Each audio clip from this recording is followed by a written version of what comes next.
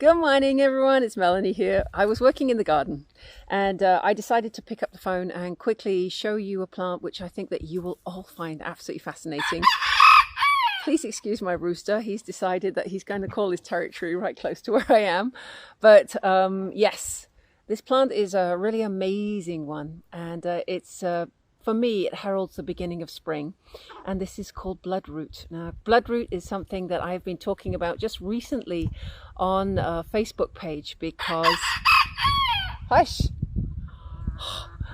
Anyway, bloodroot is something I've been talking about on Facebook because it is very useful for so many reasons. Now, I was talking about it because you can derive red paint from its roots, and I'll break one open to show you in a moment, but you can also obtain a lot of medicinal uses from this incredible plant too.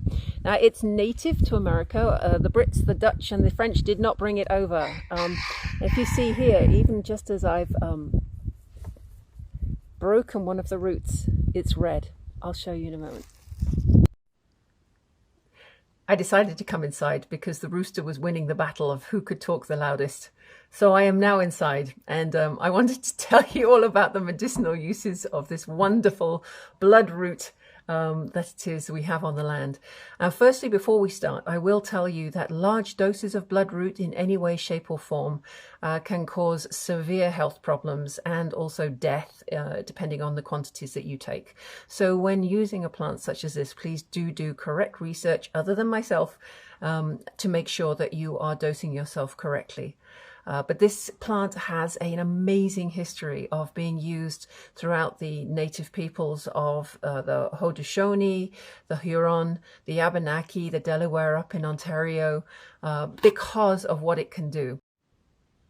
The Delaware from Ontario made a hot drink with its powdered roots to stop vomiting.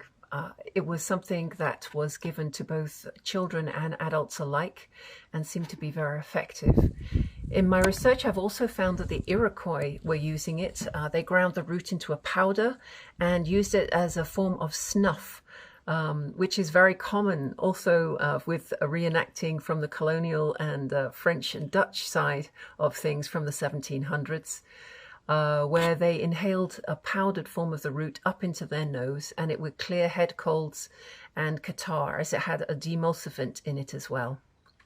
My favorite use for bloodroot is one that I think is really important to know, especially here in the spring right now, because when poison ivy rears its head, I usually go to jewelweed as my go-to, and I use the sap from the jewelweed and its beautiful yellow flowers and stems.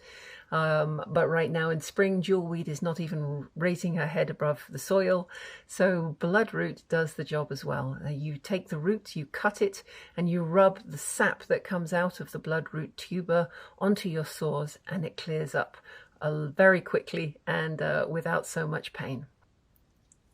One of the other uses of bloodroot was as a throat lozenge.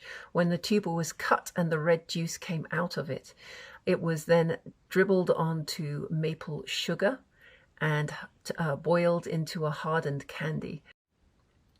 Bloodroot is related to the poppy family, so if you're going in for a blood test for work, please do not take this for at least 30 days beforehand, as it can test positive for opiates.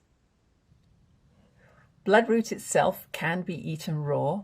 Some people do grate it and put it in salads for its beautiful red vibrancy.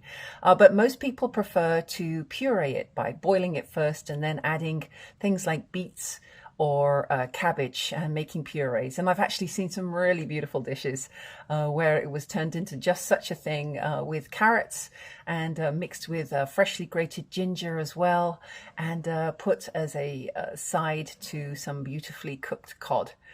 One of the most amazing things that I found out so far about bloodroot is kind of linked with the poison ivy aspect of it being used as a topical salve on the blisters there. What we're also finding out is that can be used in exactly the same way on skin lesions from cancer. So that's very, very exciting. I know a lot more research has to be done on it, but as far as I'm concerned, anything that can help fight cancer is a good thing. As with all of the plants I've mentioned that are growing in the wild, please do check your local regulations and state rules as to if you can in fact forage it on public lands. That's very important because I don't want you breaking the rules. Look for it on private land or ask permission always if it's not your own. Okay, take care, have fun, and enjoy this knowledge. I'll be focusing next on Japanese knotweed. It's an incredible plant which was introduced in the 1800s. So many plants from America are not native, and I want to teach you all about them. So take care.